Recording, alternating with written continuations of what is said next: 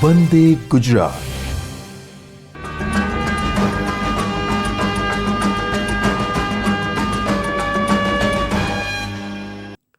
Gujarat education board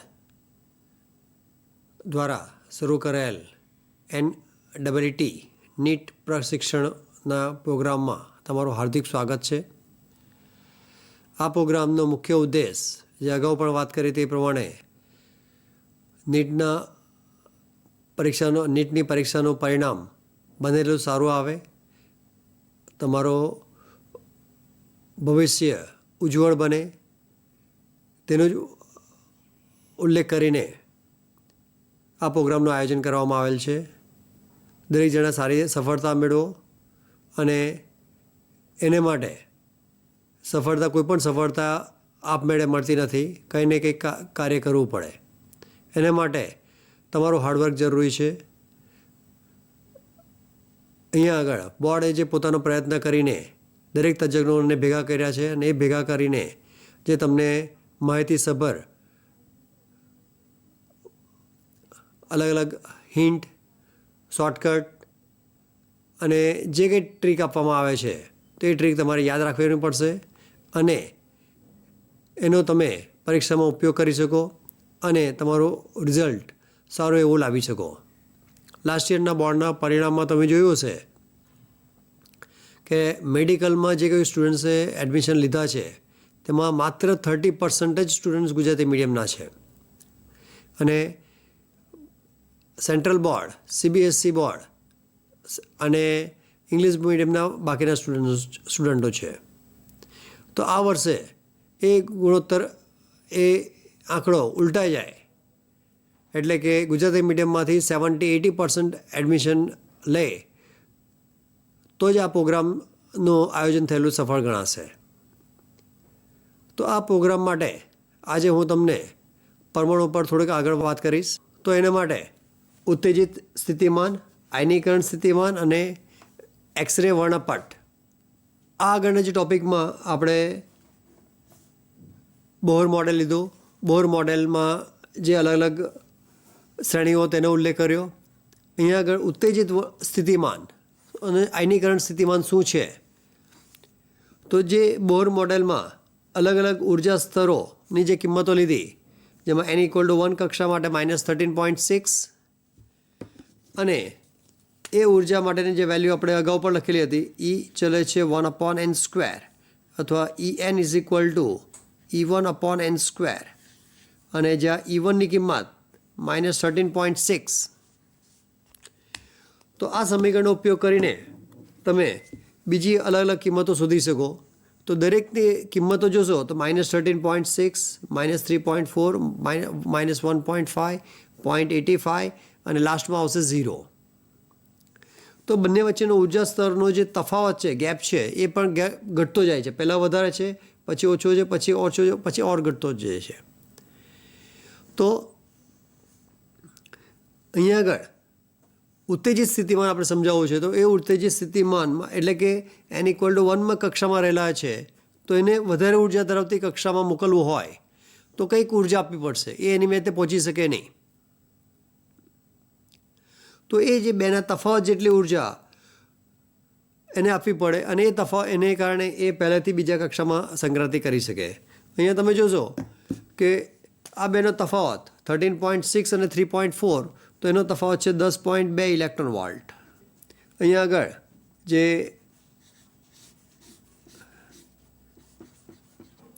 electron જે -13.6 જે પ્રથમ કક્ષાની ઉર્જા છે ને ત્યાંથી બીજી કક્ષામાં ઉર્જા મોકલવા માટે જે બીજી કક્ષા છે તો એ જ ઉર્જા આવશે 10.2 ઇલેક્ટ્રોન વોલ્ટ. એ ઉર્જાનું શોષણ કરશે અને તેને કારણે 1 થી 2 પર સંક્રાંતિ કરશે. એ આ સિવાય બીજી કોઈ ઉર્જા મેળવી શકે નહીં. અને આ જે ઇલેક્ટ્રોન પહેલી કક્ષામાંથી બીજી કક્ષામાં જે સંક્રાંતિ કરે તો એ સીધું જમ્પ નહીં કરી શકે. એના માટે એ ઇલેક્ટ્રોન અહીંયાથી આ રીતે વર્તુળાકાર માર્ગ પર ફરીને અહીંયા આગળ ફરીને એ બીજી કક્ષા પર પહોંચશે. તો આયનીકરણ સ્થિતિમાન અને ઉત્તેજિત સ્થિતિમાન અને આયનીકરણ સ્થિતિમાન. તો ઉત્તેજિત સ્થિતિમાન માટે ઇલેક્ટ્રોન કોઈ ચોક્કસ ઉર્જામાં સંક્રાંતિ કરે છે. આયનીકરણ સ્થિતિમાં ઇલેક્ટ્રોન એ છેલ્લી કક્ષામાં સંક્રાંતિ કરે છે, એટલે કે ઇલેક્ટ્રોન એ ન્યુક્લિયસમાંથી દૂર થાય છે અને એ મુક્ત ઇલેક્ટ્રોન તરીકે વર્તે.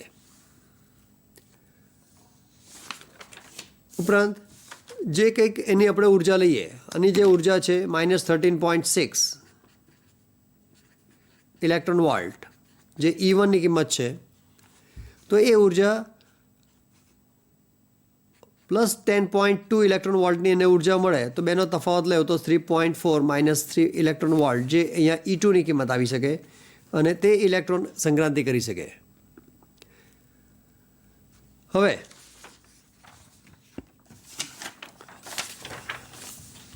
એક્સરે વર્ણપટ લઈએ તો એ એક્સરે વર્ણપટમાં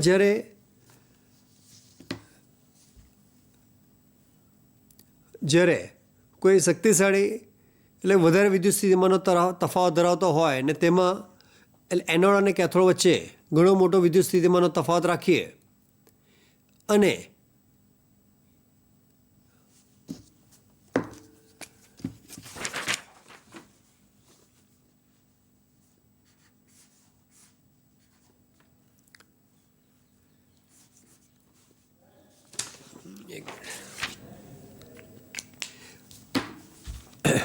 હા, હવે લઈએ છીએ આપણે એક્સરે વર્ણપટ.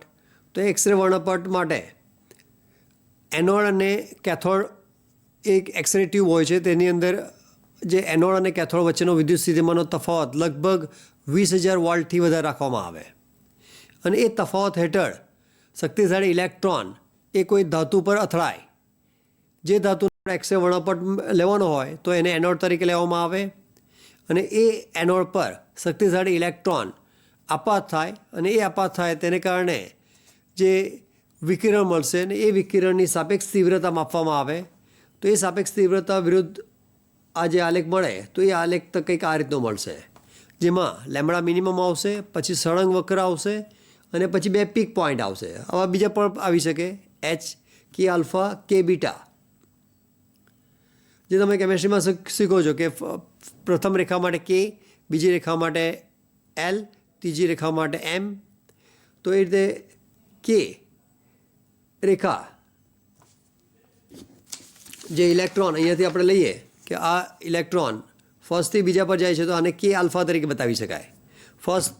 પહેલી રેખાથી આ ઇલેક્ટ્રોન બીજી રેખા પર જશે તો એ કે બીટા આવશે અને આ ઇલેક્ટ્રોન અહીંયાથી એને ઉર્જા મળશે, અહીંયા આગળ પહોંચશે અને એ ત્યાં સ્થિર રહી શકે નહીં, એ ફરી પાછું અહીંયાથી મુક્ત નીચે આવશે. તો એ જ્યારે ઉલટી સંક્રાંતિ થાય તે વખતે વિકિરણનું ઉત્સર્જન થાય અને તે આવશે કે બીટા.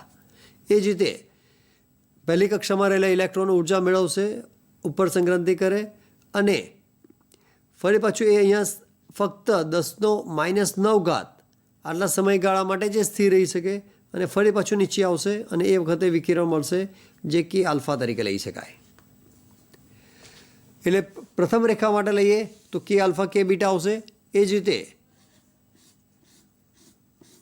આ બીજી રેખા લઈએ n = 1, 2, 3, 4 બીજી રેખા હોય એમાંથી કોઈ ઇલેક્ટ્રોન ઉર્જા મેળવે, બીજીથી ત્રીજી પર સંક્રાંતિ કરે, અહીંયા સ્થિર રહી શકે નહીં, ફરી પાછું ઉપરથી નીચે આવે તો એ જે રેખા આવશે જેને L આલ્ફા તરીકે બતાવી શકાય. આ ફર્સ્ટ માટે કે, સેકન્ડ માટે આવશે L. એ રીતે ફર્સ્ટમાંથી થર્ડ પર જાય તો થર્ડમાંથી ઘણી સંક્રાંતિ પર શક્ય છે, થર્ડમાંથી સેકન્ડ પર આવી શકે અને સેકન્ડમાંથી ફર્સ્ટ પર પણ આવી શકે. તો એ વખતે જે બે અલગ વિકિરણો પણ મળી શકે અથવા તો ત્રીજાથી પહેલાં પર સંક્રાંતિ થાય તો એ વખતે એક વિકિરણ પણ મળી શકે. તો એ અલગ અલગ જ્યારે કોઈ વધારે ઉર્જા ધરાવતી કક્ષામાંથી નીચે ઓછી ઉર્જા ધરાવતી કક્ષામાં સંક્રાંતિ કરે તે વખતે વિકિરણનું ઉત્સર્જન થશે અને એની તરંગ લંબાઈના આધારે કે આલ્ફા અને કે બીટા શોધવામાં આવે. ઉપરાંત આ જે કે આલ્ફા એ ઘણું અગત્યનું પરિણામ છે, કારણ કે આલ્ફા જે n = 1 માટે લેવાય અને એ n ઇઝ ઇક્વલ ટુ 1 જે ન્યુક્લિયસની એકદમ નજીક છે, ન્યુક્લિયસ સૌથી નજીક છે અને એના આધારે એ ન્યુક્લિયસના પરમાણુનો વિદ્યુતભાર એટલે કે ઝેડ, ન્યુક્લિયસમાંનો જે પરમાણુ ક્રમાંક કેટલો છે તો એ પરમાણુ ક્રમાંકની કિંમત એ સફળતાપૂર્વક આપી શકે.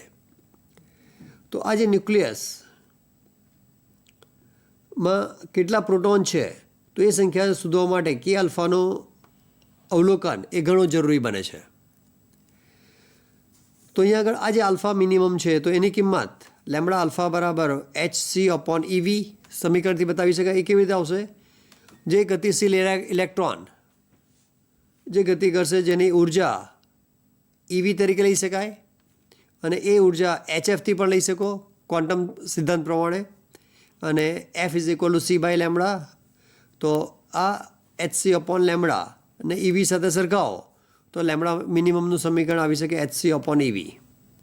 અને એ લેમ્બડા મિનિમમ જે આ સમીકરણ પરથી બતાવશે 1/v, જ્યાં v એ વિદ્યુત સ્થિતિમાનનો તફાવત છે. અને આપણે ખબર છે કે આવૃત્તિ તરંગ લંબાઈથી વ્યસ્ત છે, એટલે આવૃત્તિ લઈએ તો એ વિદ્યુત સ્થિતિમાનના સમપ્રમાણમાં છે. અને આ જે કે આલ્ફા લાઇનનો ઉપયોગ કરીને મોઝલે કે જે આવર્ત કોષ્ટકની રચના કરેલ અને એમાં ઘણો બધો મોટો ફેરફાર કરવામાં આવેલ. અગાઉ જે આવર્ત કોષ્ટક એ પરમાણુ ક્રમાંક માટે ગોઠવેલું હતું, મોઝલે આ સમીકરણ આપ્યા બાદ એને ફરી પાછું નવું ફોર્મમાં બનાવવામાં આવ્યું. આ જે સમીકરણ જે કે આલ્ફા રેખાના આધારે આ સમીકરણ મેળવવામાં આવે છે એની સાબિતી તમને ટેક્સ્ટમાં આપેલ છે. અહીંયા આગળ આપણે ડાયરેક્ટ એનો ઉપયોગ કરીએ. સમીકરણ છે √α બરાબર c z-1. c એ અચળાંક છે, z એ પરમાણુ ક્રમાંક છે. ફરીથી અહીંયા આગળ વાત કરીએ તે પ્રમાણે કે આલ્ફા રેખા એ ન્યુક્લિયસની ઘણો નજીક છે, એટલે એને કારણે એ ન્યુક્લિયસ પરનો વિદ્યુતભારની સચોટ માહિતી આપી શકે. ન્યુક્લિયસનો વિદ્યુતભાર એટલે કે પરમાણુ ક્રમાંક, કોઈપણ ન્યુક્લિયસનો વિદ્યુતભાર આપણે લઈએ છીએ Q is equal two ZE. એટલે તો એ ઝેડની કિંમત તમે આ સમીકરણ દ્વારા શોધી શકો. એટલે કોઈપણ પરમાણુમાં કેટલા પ્રોટોન છે તો એ પ્રોટોનનો કોઈ પ્રયોગશાળામાં એવું કંઈ કરી શકે નહીં કે કાર્બન પરમાણુ લઈ અને કાર્બન પરમાણુને ખોલી કાઢો અને એની અંદર કેટલા પ્રોટોન છે તે 1 2 3 4 ગણીને એને 6 ગણી શકો, એવો કોઈ પ્રયોગ કરી શકાય નહીં. તો એ ગણતરી માત્ર સૈદ્ધાંતિક હોઈ શકે અને એ સૈદ્ધાંતિક ગણતરી √f ઇઝ ઇક્વલ ટુ cz-1થી બતાવી શકાય. અને એના પરથી તમે આલેખ જોશો તો √f વિરુદ્ધ ઝેડનો આલેખ લેવો તો સ્ટ્રેટ લાઇન મળશે. અને એ સ્ટ્રેટ લાઇનના આધારે ઘણા બધા અજ્ઞાત જે તત્વો હોય તેનો પરમાણુ ક્રમાંક શોધી શકાય. જે અગાઉ જ્યારે પિરિયોડિક ટેબલ બનાવવામાં આવ્યો ત્યારે કેટલાક એવા તત્વો હતા જેના પરમાણુ ક્રમાંક ખબર ન હતા, તો એ તત્વો માટે એક્સ આલ્ફા વર્ણપટ શોધવામાં આવ્યો. એટલે કે એ તત્વોને એનોડ તરીકે લેવામાં આવ્યા અને એના માટે આ સમીકરણનો ઉપયોગ કરીને લેમ્બડા મિનિમમ શોધવામાં આવ્યો. લેમ્બડા મિનિમમ પરથી એફ કિંમત મળશે, એ એફ પરથી એફ ખબર પડી જાય, સી ખબર છે તો એના પરથી સમીકરણ એના પરથી પરમાણુ ક્રમાંક કેટલો ઝેડ છે તે શોધી શકાય. અથવા જો √fની કિંમત મળી જાય તો આલેખનો ઉપયોગ કરીને એ આલેખ પર ઉપરથી પણ તમે ઝેડની કિંમત મેળવી શકો. તો આ રીતે જે તે પરમાણુમાં રહેલા પ્રોટોનની સંખ્યા શોધી શકાય અને એ પ્રોટોનનો વિદ્યુતભાર નક્કી કરી શકાય. એ પ્રોટોનનો વિદ્યુતભાર આ સમીકરણ Q બરાબર ZE પરથી નક્કી કરી શકાય. તો કે આલ્ફા રેખા શોધવા માટે જે કે આલ્ફા રેખા જે ન્યુક્લિયસની નજીક છે તો એના માટે લઈ શકાય n ઇઝ ઇક્વલ ટુ 1 પહેલી રેખા પર છે એટલે 1/1² અને આલ્ફા લાઇન એટલે પહેલી રેખા માટે છે 1/લેમ્બડા બરાબર r z-1નો વર્ગ 1/1² - 1/2². એ જ રીતે કે બીટા રેખા લખવું હોય તો 1/લેમ્બડા બરાબર r z-1નો વર્ગ 1/1² - 1/3². એટલે ફર્સ્ટ, સેકન્ડ અને થર્ડ. એ જ રીતે એલ આલ્ફા રેખા લખવી હોય તો એનું સમીકરણ આવી શકે 1/લેમ્બડા બરાબર આર ઝેડ -1નો વર્ગ એલ રેખા છે એટલે 1/2 સ્ક્વેર -1/3 સ્ક્વેર અને એલ બીટા રેખા લખવી હોય તો એલ બીટા રેખા માટે આવશે 1/λ is equal to R Z -1નો વર્ગ 1/2 સ્ક્વેર -1/4 સ્ક્વેર જે એલ બીટા રેખા માટે આવશે. તો આ સમીકરણ એ તમારે યાદ રાખવું પડશે અને એના આધારે તમે જે તે એમસીક્યુ સરળતાથી સોલ્વ કરી શકો. તો એવો એક એમસીક્યુ લઈએ છીએ. હાઇડ્રોજન પરમાણુમાં પ્રથમ ઉત્તેજિત અવસ્થામાં આયનીકરણ સ્થિતિમાન 13.6 છે. તો પ્રથમ ઉત્તેજિત અવસ્થામાંથી ઇલેક્ટ્રોનને મુક્ત કરવા માટે કેટલી ઉર્જા જરૂરી પડશે? પ્રથમ ઉત્તેજિત અવસ્થામાંથી ઇલેક્ટ્રોનને મુક્ત કરવા માટે કેટલી ઉર્જાની જરૂર પડશે? પ્રથમ ઉત્તેજિત અવસ્થા જે આપણે અગાઉ ઉત્તેજિત વર્ણપટ જે લીધો તો આ વર્ણપટમાં આ ધરાવસ્થા તરીકે ઓળખાય n=2 જે પ્રથમ ઉત્તેજિત અવસ્થા તરીકે ઓળખાશે, n=3 જે બીજી ઉત્તેજિત અવસ્થા આવશે, આ ત્રીજી ઉત્તેજિત અવસ્થા આવશે. એટલે કે જે કંઈક nમા ક્રમની ઉત્તેજિત અવસ્થા હોય તો એ અલગ અલગ રીતે શોધી શકાય. ફરીથી પ્રથમ ઉત્તેજિત અવસ્થા માટે n = 2, બીજી ઉત્તેજિત અવસ્થા માટે n = 3, ત્રીજી ઉત્તેજિત અવસ્થા માટે n = 4. તો એ અહીંયા આગળ તમને દાખલામાં આપેલ છે પ્રથમ ઉત્તેજિત અવસ્થા એટલે એની કિંમત આવશે n = 2 અને n = 2 માટે આપણને ખબર છે E2 એટલે કે આવશે એ કિંમત E1/2 સ્ક્વેર એટલે કે -13.6/4 તો એની કિંમત આવશે -3.4 ઇલેક્ટ્રોન વોલ્ટ. અને મુક્ત કરવો છે એટલે જેટલી ઉર્જા હોય તેનું પ્લસ લેવું પડશે એટલે +3.4 ઉર્જા આપો તો એ ઇલેક્ટ્રોન મુક્ત થશે. અને એટલે એની ઉર્જા આપણેની ગણતરી કરો તો એ આવશે +3.4 ઇલેક્ટ્રોન વોલ્ટ. અને આના માટે આયનીકરણ સ્થિતિમાન જો ગણતરી કરવી હોય તો એ આયનીકરણ સ્થિતિમાન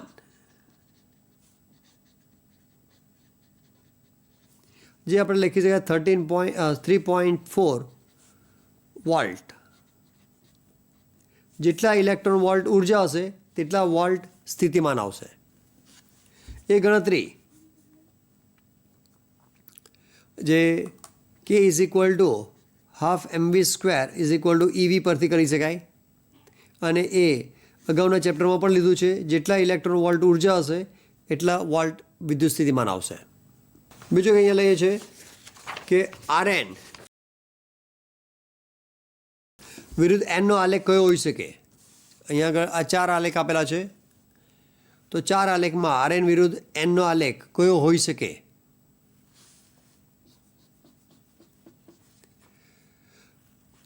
તો જે સમીકરણ તમને ખબર છે Rn ચલે છે n સ્ક્વેર એટલે n સ્ક્વેર આવ્યું એટલે એ દ્વિઘાત સમીકરણ થાય. અગાઉ 11th જે પરવલયનું સમીકરણ તમને યાદ હશે y = ax - bx² એટલે કે દ્વિઘાત સમીકરણ થાય અને દ્વિઘાત સમીકરણનો આલેખ હંમેશા પરવલયાકાર આવે. તો અહીંયા nનો વર્ગ છે તો nનો વર્ગ એટલે દ્વિઘાત થશે અને દ્વિઘાત થશે એટલે એનો પરવલયાકાર આવી શકે એટલે nની કિંમત સાથે ત્રિજ્યા વધતી જશે. અહીંયા તમે આકૃતિ પરથી પણ તમે જોઈ શકો આ 1નો વર્ગ એટલે 1 આવશે, 2નો વર્ગ 4, 3નો વર્ગ 9, 4નો વર્ગ 16 એટલે એ કિંમત ઝડપથી વધે છે.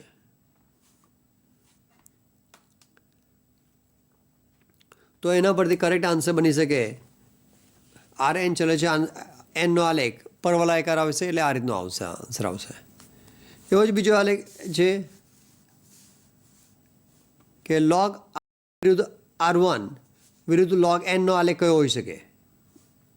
તો આ જ સમીકરણ ફરી પાછું લઈએ. Rnનો n² તો Rnનું સમીકરણ છે R1 × n². તો Rn/R1 = n².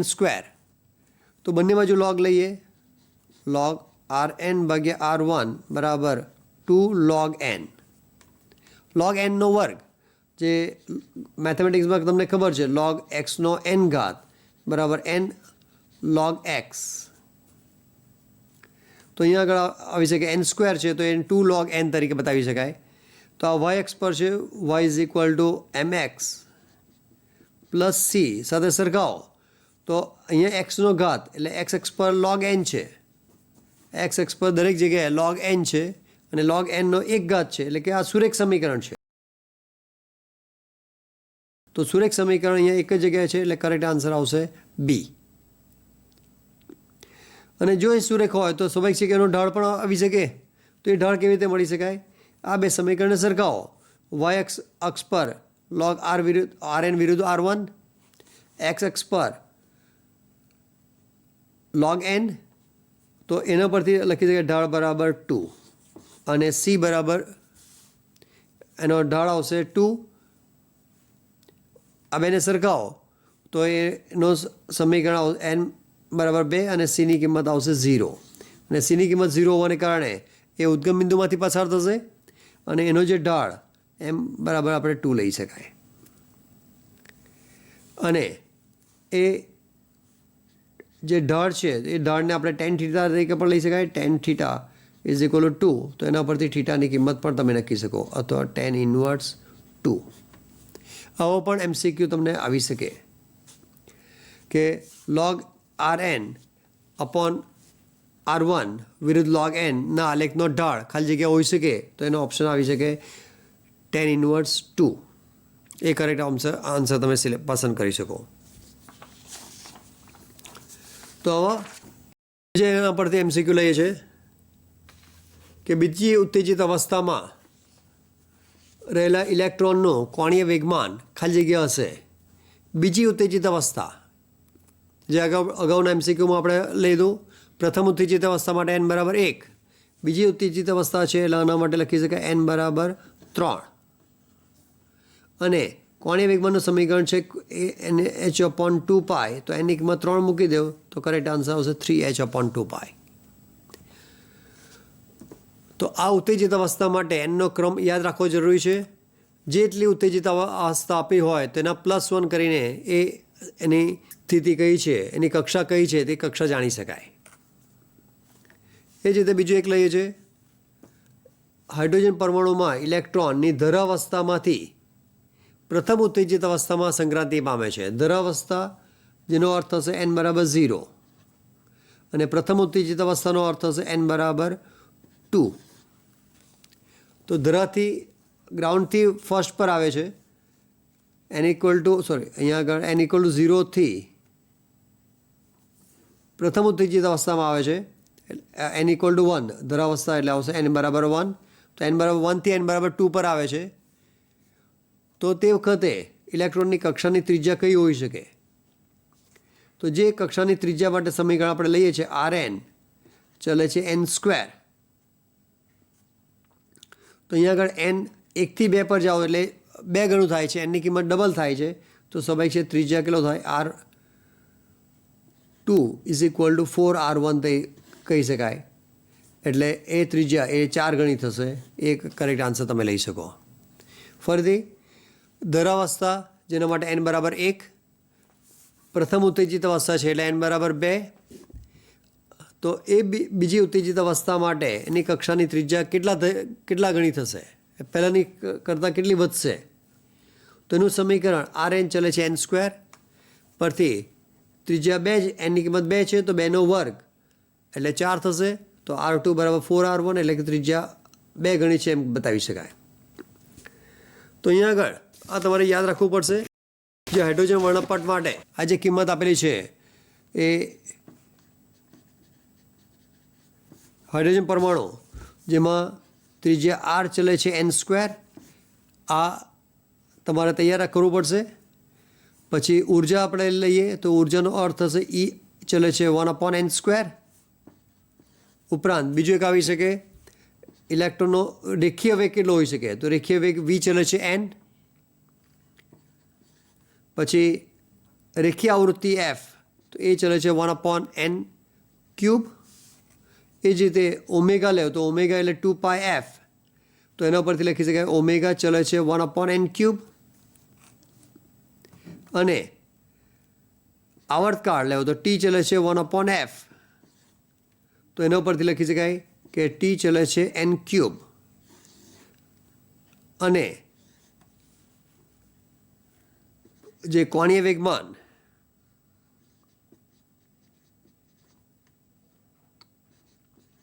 એલ ચલે છે એન, કારણ કે એલનું સૂત્ર આપણે લખીએ છીએ L is equal to N H ભાગ્યા 2 પાઈ.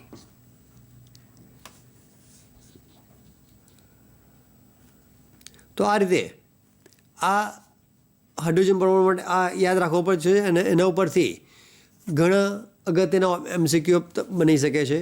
એમાં એક એમસીક્યુ તમને આપણે પૂછી શકાય કે કોણીય વેગમાન એલ એ ત્રિજ્યા સાથે કયો સંબંધ ધરાવે. એલનો અહીંયા તમે જોશો તો એલ અને આર વચ્ચે કયો સંબંધ છે. આરનો એક્સ ઘાત લઈએ તો એક્સની કિંમત કેટલી હોઈ શકે. એલ ચલે છે આરનો એક્સ ઘાત, તો એક્સની કિંમત કેટલી હોઈ શકે. તો એના માટે તમે જોશો તો એલ ચલે છે એન, અહીંયા આપણે લખ્યું તે, અને આર ચલે છે એન સ્ક્વેર. તો આ સમીકરણ પ્રમાણે લખી શકાય રૂટ આર ચલે છે એન. તો આના પરથી ડાયરેક્ટ તમે કહી શકો એલ ચલે છે એન ચલે છે રૂટ આર, એટલે કે એલ ચલે છે આરનો 1/2 ઘાત એને આર એલ ચલે છે આરનો એક્સ ઘાત સાથે સરખાવો તો એ એક્સની કિંમત આવી શકે 1/2. ફરીથી એલ અને આર વચ્ચે કયો સંબંધ છે અને આ સંબંધ એ અચળ છે, કોઈ ગણતરી કરવાની જરૂર પડે નહીં. એ તમે એલ ચલે છે રૂટ આર એ સેટેલાઇટ માટે પણ, સેટેલાઇટ એટલે કે ઉપગ્રહ જે પૃથ્વીની ફરતે વર્તુળાકાર માર્ગ પર ફરે છે તેના માટે પણ આ જ સમીકરણ છે. એટલે આવા કોઈ જે જ્ઞાનસભર જે એમસીક્યુ હોય એના માટે ગણતરી કરીને ટાઈમ બગાડવાની જરૂર ન હોય, એ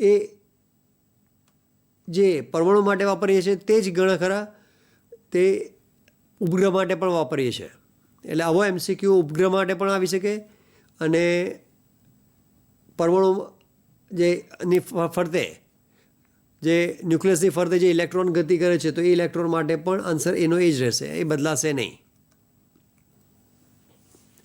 બીજું એક એમસીક્યુ અહીંયા લઈએ છે કે હાઇડ્રોજન પરમાણુમાં ઇલેક્ટ્રોન એન ઇઝ ઇક્વલ 4ની કક્ષામાં સંક્રાંતિ કરે છે તો તરંગ સંખ્યા કેટલી હશે અને કેટલી ઉર્જા મુક્ત થશે. એન ઇઝ ઇક્વલ 4 થી એન ઇઝ ઇક્વલ ટુ 1માં સંક્રાંતિ થાય છે, એટલે એનું સમીકરણ આ રીતે બનાવી શકે એન ઇઝ ઇક્વલ ટુ 1 અને એન ઇક્વલ ટુ 4, 4 થી 1 પર સંક્રાંતિ થાય તો એનું સમીકરણ 1/λ બરાબર આર 1/1² માઇનસ 1/4². ભૂલથી તમે 1/4² માઇનસ 1² લખી શકાય નહીં. તો આ સમીકરણનો ઉપયોગ કરીને તમે આર 1 માઇનસ 1/16 એટલે કે 15r/16 જે તરંગ સંખ્યા બતાવશે, કારણ કે 1/λની જ કિંમત છે એટલે આ આન્સર આવી શકે 15r/16. અને કેટલી ઉર્જા મુક્ત થશે તો એ ઉર્જાની ગણતરી તમે સહેલાઈથી કરી શકો. E is equal two HF સમીકરણ છે જ, તો એ સમીકરણ HF તો એટલે કે hc/λ અને 1/λની કિંમત મળી ગઈ એટલે hc 15r/16. તો આ બધાની કિંમત તમે ER minus E4 minus E1 તરીકે શોધી શકો. અને અહીંયા એક તમને બીજો એક શોર્ટકટ આપી દઉં, આ ગણતરી કરીને પણ E4 માઇનસ E1 શોધી શકો, જે તમને ઉત્તેજિત સ્થિતિમાનમાં આ જે કિંમત લીધી છે E4 જેની કિંમત તમને ખબર છે, E1 ખબર છે, બેનો તફાવત લઈ લો તો એના પરથી પણ તમે આન્સર મેળવી શકો. આવી લાંબી ગણતરી કરીને સમય બગાડવાને બદલે તમે અહીંયા આગળ E4 ની જે કિંમત આપણે લખી છે માઇનસ 0.85 અને E1ની કિંમત છે માઇનસ 13.6, એટલે જે સમીકરણ છે EI minus EK is equal two HF. તો EI આઈથી કે કક્ષામાં સંક્રાંતિ થાય તો આની ઉર્જા માઇનસ 0.85 માઇનસ 13.6 ઇઝ ઇક્વલ એ જે તફાવત આવશે એટલે પ્લસ 13.6 માઇનસ 0.85.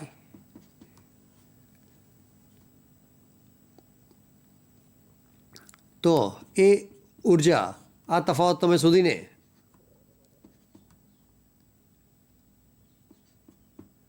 એ 12.75 ઇલેક્ટ્રોન વોલ્ટ જેટલી ઉર્જા તમે ગણતરી કરી શકો. ફરીથી EI minus EK is equal HF. EIની કિંમત છે 0.85 આઈથી કે પર સંક્રાંતિ થાય છે. ઈ કેની વેલ્યુ છે -13.6. એ બેનો તફાવત 13.6 - 0.85, તો એ તફાવત 12.75 ઇલેક્ટ્રોન વોલ્ટ. એટલે જો તમે આ સમીકરણથી ગણતરી કરવા જાઓ તો પણ આન્સર એ જ આવશે, પણ તેમાં તમારે HCR બધાની કિંમત મૂકીને ગણતરી કરવી પડશે. અને એ જે આન્સર આવશે એ પહેલાં જૂલમાં આવશે, અને એ જૂલમાંથી 1.6 ગુણ્યા 10⁻⁹ ભાગાકાર કરીને તમે ઇલેક્ટ્રોન વોલ્ટમાં આન્સર લાવી શકો. તો આ ગણતરી બે રીતે થઈ શકે. આ રીતે પણ થઈ શકે, અને બેનો તફાવત છે તો એ તફાવત પરથી પણ ઉર્જા તમે મેળવી શકો, અને આ તફાવત પરથી ઉર્જા તમે સરળતાથી મેળવી શકો. એટલા માટે જ આ બે અલગ અલગ MCQ બતાવ્યા છે તમને. એક એક્ઝામ આપેલ છે કે ધાતુ A અને ધાતુ B માટે કે આલ્ફા રેખાની તરંગ લંબાઈ અને કે બીટા રેખાની તરંગ લંબાઈ આપેલ છે. ધાતુ A માટે આપેલ છે, ધાતુ B માટે આપેલી છે. તો A અને B વચ્ચે કેટલા પરમાણુ ક્રમાંક ધરાવતા તત્વોની સંખ્યા કેટલી હશે? A અને B વચ્ચે પરમાણુ ક્રમાંક ધરાવતા તત્વોની સંખ્યા કેટલી હશે? તો એ સંખ્યા તમારે શોધવાની છે. તો એના માટે કે આલ્ફા રેખા માટે સમીકરણ યાદ કરો ફરીથી. કે આલ્ફા રેખા માટે 1/λ is equal to R Z-1 વર્ગ 1/(1² - 1/(2²). એટલે 1/λ પહેલાં માટે આપેલું છે એ, લેમડા એ માટે લઈએ તો એની કિંમત આપેલી છે તરંગ લંબાઈ. આ 1/λ છે એટલે એ આવશે 1875 R ભાગ્યા 4 બરાબર R Z-1 વર્ગ 1/(1² - 1/(2²). તો R કેન્સલ થઈ જશે. આની કિંમત Z-1 વર્ગ 1 - 1/4 એટલે કે 3/4. અહીંયા આવશે 1875 ભાગ્યા R, તો 4 કેન્સલ થઈ જશે. તો એ Z-1 વર્ગ, તો એ આવશે 1875 Z-1 વર્ગ, તો 3 નીચે જશે 1875 ભાગ્યા 3, તો એ Z-1 વર્ગ એટલે કે એની કિંમત આવશે 625. એટલે Z-1 બરાબર 25નું વર્ગમૂળ, 625નું વર્ગમૂળ એટલે આન્સર 25. તો Z ઇઝ ઇક્વલ ટુ 26. એટલે એનો પરમાણુ ક્રમાંક 26 આવશે. એ જ રીતે બી માટે શોધવું હોય, બી માટે ગણતરી આપેલી છે. આ એ માટે આવશે. બી માટે 1/λ is equal to R Z- વર્ગ 1 - 1/4, એ તો એ જ રહેશે. તો એ કિંમત છે 675 R ભાગ્યા 1, કારણ કે આ લેમડાની કિંમત છે, અહીંયા 1/λ છે, તો આ કિંમત આપણને મળી શકે. તો is equal to R Z-1 વર્ગ 3/4, R કેન્સલ, તો Z-1 વર્ગ એની કિંમત આવશે 675 ગુણ્યા 4 ભાગ્યા 3, તો આવશે 225. તો આની કિંમત 900. Z-1 વર્ગ, તો આ 900 એટલે પૂર્ણ વર્ગ છે, જેની કિંમત આવશે 30. તો Z બરાબર લખી શકાય 31. એટલે Z બી માટે, બીનો પરમાણુ ક્રમાંક 31 છે, એનો પરમાણુ ક્રમાંક 26 છે. તો અહીંયા તમને સમીકરણ આપેલો છે જેમાં એ અને બી વચ્ચે પરમાણુ ક્રમાંક ધરાવતા તત્વો કેટલા હશે. તો એની બી વચ્ચે એટલે કે 26 અને 31 વચ્ચે, એટલે તો 26, 29, 30. તો એ અને બી વચ્ચે આ એનું છે, આ બીનો પરમાણુ ક્રમાંક છે, તો એની વચ્ચે જે આવશે તે 4 લેખાશે. એટલે કરેક્ટ આન્સર તમારો 4 આવી શકે. બોલતી બેનો તફાવત કરીને જો 6 લખી દો તો એ 6 તો તમારે ખોટું પડી જશે. એટલે આવા જે MCQ છે, તો એ MCQ માટે અહીંયા પહેલાં ખાસ ખ્યાલ આવશે. આ તરંગ લંબાઈની કિંમત આપી છે, અહીંયા આપણે 1/λની કિંમત મૂકીએ છીએ. તો આનો અભ્યાસ કરવો જરૂરી છે. જો ઉતાવળમાં તમે ઊંધું મૂકી દેશો તો આન્સરમાં તકલીફ પડશે. તો અહીંયા આગળ એક જે હાઇડ્રોજન પરમાણુમાં ખાલી જગ્યા મહત્તમ આવૃત્તિ સાથે શોષણ રેખા દર્શાવે છે. શોષણ રેખા નો અર્થ થશે કે એ ઉર્જાનું શોષણ કરે. આ જે ન્યુક્લિયસ એ ઉર્જાનું શોષણ કરે, તો શોષણ કરવાને કારણે ઓછી ઉર્જા ધરાવતી વધારે કક્ષામાં સંક્રાંતિ પામે.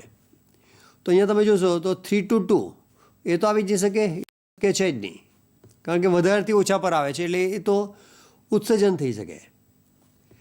5 to 3 એ પણ આવી શકે નહીં. તો બે શક્યતા રહી, 2 થી 3 અને 3 થી 5. તો મહત્તમ આવૃત્તિ તો એફ મેક્સિમમ, તો એનો અર્થ થશે કે લેમડા મિનિમમ. તો લેમડા મિનિમમ માટે કયું આવી શકે? લેમડા મિનિમમમાં આપણે અગાઉ પણ લીધું, કોઈ પણ રેખા હોય અહીંયા n=2 અથવા n=3, કોઈ પણ એ અગત્યનું નથી, પણ કોઈ પણ રેખા માટે લેમડા મિનિમમ હોય તો આપણે એનની કિંમત આપણે ઇન્ફિનિટી લઈએ છીએ.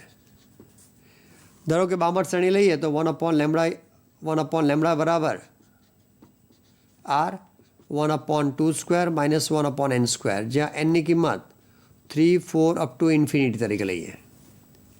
તો જે લઘુત્તમ કિંમત લેમડા મિનિમમ લેવાનું છે તેના માટે લાસ્ટ નંબર લેવાય, ને લાસ્ટ નંબર એટલે ઇન્ફિનિટી લેવાશે. એટલે જેટલો આંક વધારે હોય તો એ તમે પસંદ કરી શકો. અહીંયા આગળ બે કિંમત છે 3 to 2 અને 3 to 5, તો અહીંયા આગળ આ તમે સી આન્સર આવી શકે. તો અહીંયા આગળ એક બીજો એમસીક્યુ છે, હાઇડ્રોજન પરમાણુમાં ઇલેક્ટ્રોનની સંક્રાંતિ માટે કયા ખાલી જગ્યા વિદ્યુત ચુંબકીય તરંગોનું ઉત્સર્જન શક્ય નથી. જે આપણે શરૂઆતમાં લીધું, વિદ્યુત ચુંબકીય તરંગોમાં ઘણા બધા તરંગો આવે છે. સૌથી નીચે રેડિયો તરંગો, માઇક્રો તરંગો, ઇન્ફ્રારેડ, દૃશ્ય પ્રકાશ, અલ્ટ્રાવાયોલેટ, એક્સરે અને ગામા રેઝ. તો આ જે 7 વિદ્યુત ચુંબકીય તરંગો છે, તો એમાંથી કયા વિદ્યુત ચુંબકીય તરંગનું ઉત્સર્જન શક્ય નથી? તો હાઇડ્રોજન પરમાણુ માટે આપણે જે 5 શ્રેણીઓ લીધી, એમાં જે બામર શ્રેણી એ ફક્ત દૃશ્ય પ્રકાશમાં એના જે પરિણામ મળે છે. પછી લાયમન શ્રેણી જે અલ્ટ્રાવાયોલેટ પ્રકાશમાં મળશે, અને પાસ્ચન, બ્રેકેટ અને ફંડ એ ત્રણના જે તરંગ લંબાઈ એ ઇન્ફ્રારેડ વિભાગમાં મળે છે, ઇન્ફ્રારેડ પ્રકાશમાં મળે છે, ઇન્ફ્રારેડમાં મળે છે. યુવી કિરણો ને આ ઇન્ફ્રારેડ કિરણો છે. અને આ જ ગામા રેઝ છે, એ ગામા રેઝ એ આવી શકે નહીં. એટલે આનો જે કરેક્ટ આન્સર આવી શકે ગામા રેઝ. તો આમાં વિદ્યુત ચુંબકીય તરંગોમાં દૃશ્ય પ્રકાશ આપણે બામર શ્રેણી માટે, અલ્ટ્રાવાયોલેટ કિરણો એ લાયમન શ્રેણી માટે, અને ઇન્ફ્રારેડ કિરણો એ પાસ્ચન, બ્રેકેટ અને ફંડ માટે આપણે લઈ શકાય. ઉપરાંત એક ઘણો અગત્યનો સવાલ એક પૂછાય કે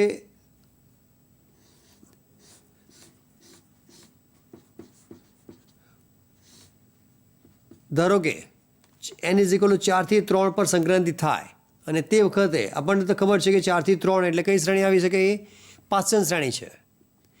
પણ તમને આપી દેવામાં આવે એ પાસ્ચન શ્રેણી ફક્ત હાઇડ્રોજન વર્ણપટ માટે છે, પણ કોઈ બીજા વર્ણપટ માટે એવું કંઈક લેવામાં આવે 4 થી 3, પણ તમને એ પ્રકાશ એ અલ્ટ્રાવાયોલેટમાં મળે છે. એ પ્રકાશ અલ્ટ્રાવાયોલેટમાં મળે છે. તો બીજી કઈ શ્રેણી માટે ઇન્ફ્રારેડ મળી શકે? આ જે અલ્ટ્રાવાયોલેટ 4 થી 3માં તમને આપ્યું છે, તો એ અલ્ટ્રાવાયોલેટ છે. તો અહીંયા તમે જોશો જેમ ઉર્જા વધે, જેમ આની જે ઉર્જા વધતી જશે, તો E=hc/λ પ્રમાણે ઉર્જા વધી જાય એટલે તરંગ લંબાઈ ઘટશે. આની ઉર્જા આપણે લઈએ છીએ -13.6 અને -3.4, -1.5, -0.84. તો આ હાઇડ્રોજન વર્ણપટ માટેની વેલ્યુ છે. તો એવી અલગ એટમ માટે દરેક કિંમત આવશે, પણ દરેક માટે એનની કિંમત વધવાને કારણે ઉર્જાની કિંમત ઘટશે. અને એ સમીકરણ પણ બતાવે છે E ચલે છે 1/n². એટલે અલ્ટ્રાવાયોલેટ કરતાં ઓછી છે, એટલે એની નજીકનો તમે લેવો તો એની ઉર્જા ઓછી હોય, તો ઉર્જા ઓછી હોય એટલે કે તરંગ લંબાઈ લેવો તો લેમડા ચલે છે 1/e. તો ઉર્જા ઓછી હોય તો તરંગ લંબાઈ વધવાની છે. એ તરંગ લંબાઈ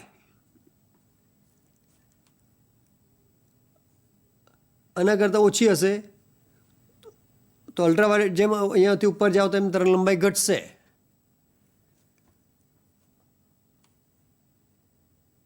તો એની અંદર આ અલ્ટ્રાવાયોલેટ છે તો એનાથી ઓછી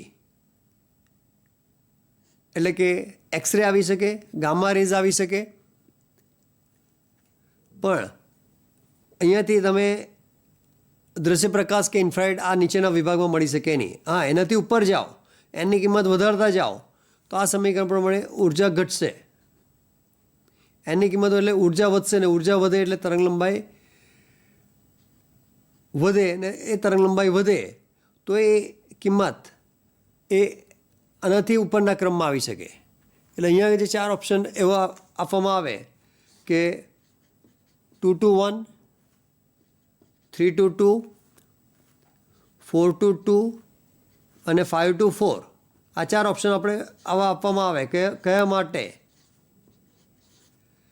ઇન્ફ્રારેડ પ્રકાશ મળી શકે. તો 2 to 1 એ બધા આની અંદર છે, નજીક છે. 3 to 2 આની નજીક છે. 4 to 2 એ પણ આની નજીક છે, અંદર છે. તો એ 3 માટે આના કરતાં ઓછી તરંગ લંબાઈ એટલે કાં તો એક્સરે આવી શકે કાં તો ગામા રેઝ આવી શકે. તો એનાથી ઉપરના ક્રમમાં એટલે કે 5 to 4 એક શક્ય છે જેને કારણે જેમાં તમને ઇન્ફ્રારેડ તરંગો મળી શકે. એને માટે ઇન્ફ્રારેડ પ્રકાશ મળી શકે. ફરીથી અહીંયા તમને ક્વેશ્ચન્સ ગુચાવવા માટે આપ્યો છે કે આપણને ખબર છે 4 to 3માં સંક્રાંતિ થાય તો ઇન્ફ્રારેડ જ મળે, પણ એક ફક્ત કોઈ છે હાઇડ્રોજન વર્ણપટ માટે, પણ કોઈ બીજા હાઇડ્રોજનને બદલે હિલિયમ, લિથિયમ એવો લઈએ તો દરેક માટે એ પ્રકાશ અલગ અલગ મળી શકે.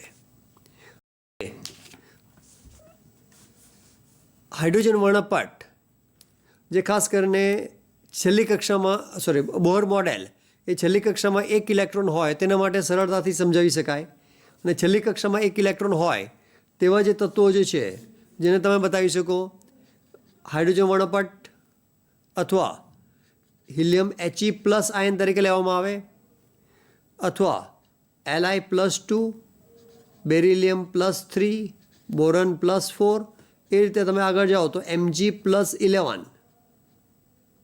તો આ દરેક અલગ અલગ તત્વો માટે એના માટે તમે લો તો છેલ્લી કક્ષામાં 1 જ ઇલેક્ટ્રોન છે. તો આ દરેક માટે તમે હાઇડ્રોજન વર્ણપટ મેળવી શકો. અહીંયા દરેક પરમાણુ માટે hydrogen, helium, lithium, beryllium, boron એ રીતે મેગ્નેશિયમ દરેક માટે છેલ્લી કક્ષામાં 1 જ ઇલેક્ટ્રોન રહેશે. અને 1 ઇલેક્ટ્રોન હોય તો એના માટે હાઇડ્રોજન વર્ણપટ સરળતાથી સમજાવી શકે. ફક્ત જે રીતે હાઇડ્રોજન લઈએ તે રીતે હિલિયમ લેવો તો એના માટે પ્રાયોગિક અને સૈદ્ધાંતિક પરિણામો અલગ આવશે. તો આ જે બધા જે MCQ લઈએ છીએ તો એ MCQની અંદર જે જ્ઞાન પર આધારિત છે જે અગાઉ પણ તમને વાત કરી, અને ઘણા એવા MCQ છે જે ગણતરી કરવાને બદલે તમે થોડાક ડેટા યાદ રાખ્યા હોય તો એ ડેટાના આધારે તમે સરળતાપૂર્વક એ કરેક્ટ આન્સર લખી શકો.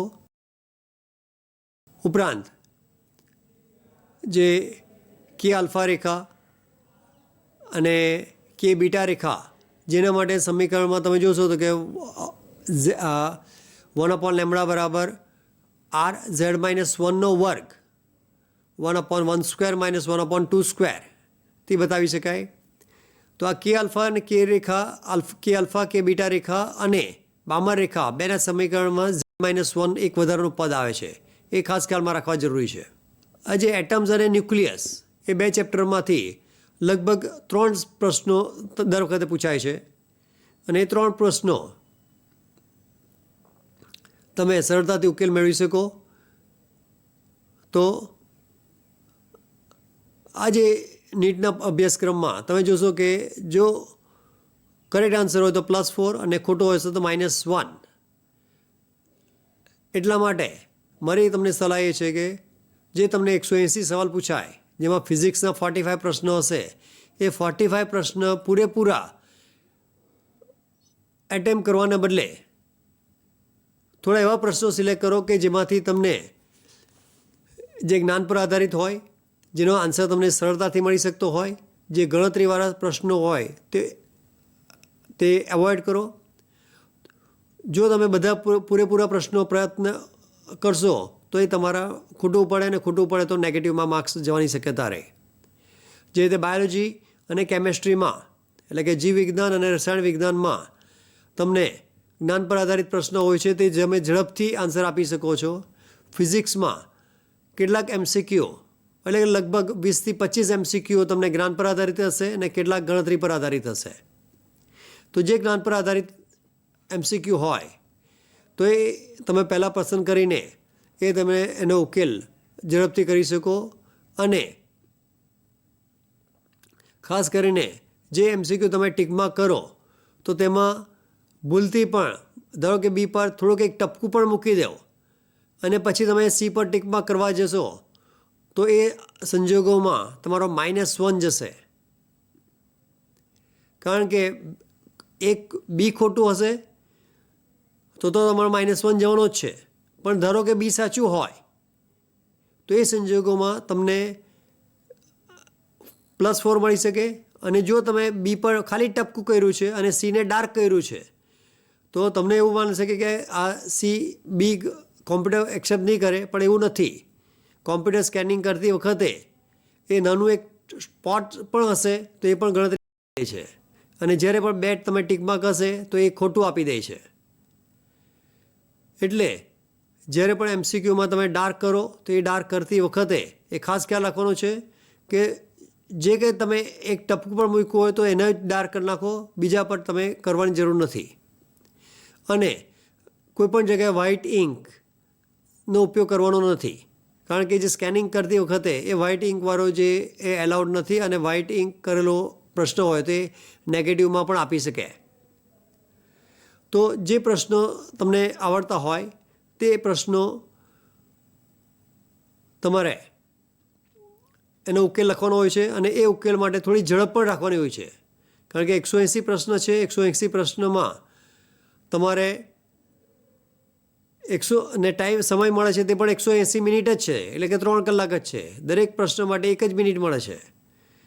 તો એ સમયનો પૂરેપૂરો ઉપયોગ કરો. કોઈપણ સાથે વાતચીત કરવામાં કે ખોટી ગણતરી કરવામાં સમય વેડફવાની જરૂર નથી. આશા છે કે જે માહિતી તમને આપવામાં આવી તે તમે યાદ રાખો. જે કંઈ હિન્ટ આપવામાં આવી, જે માહિતીસભર વસ્તુઓ છે તે માહિતી યાદ રાખો. દરેક માટે ગણતરી કરવા જશો તો સમય તમારો વધારે નીકળી જશે અને એને કારણે બીજા આવડતા પ્રશ્નો તમે છૂટી જશે. તો તમારું આયોજન એવી રીતે કરો કે જેથી તમે વધારેમાં વધારે MCQ એટેમ્પ કરી શકો. અને જે ગણતરી બને તેટલી ઓછી હોય તેવા પ્રશ્નો તમે પ્રયત્ન કરો તો તમે વધારેમાં વધારે માર્ક્સ મળી શકો. અને તમે મેડિકલ કે બીજી કોઈ શાખામાં તમે સારી કોલેજમાં એડમિશન મેળવી શકો. તો એવી શુભેચ્છા સાથે આ પ્રોગ્રામનો અંત લાવીએ છીએ. Thank you very much.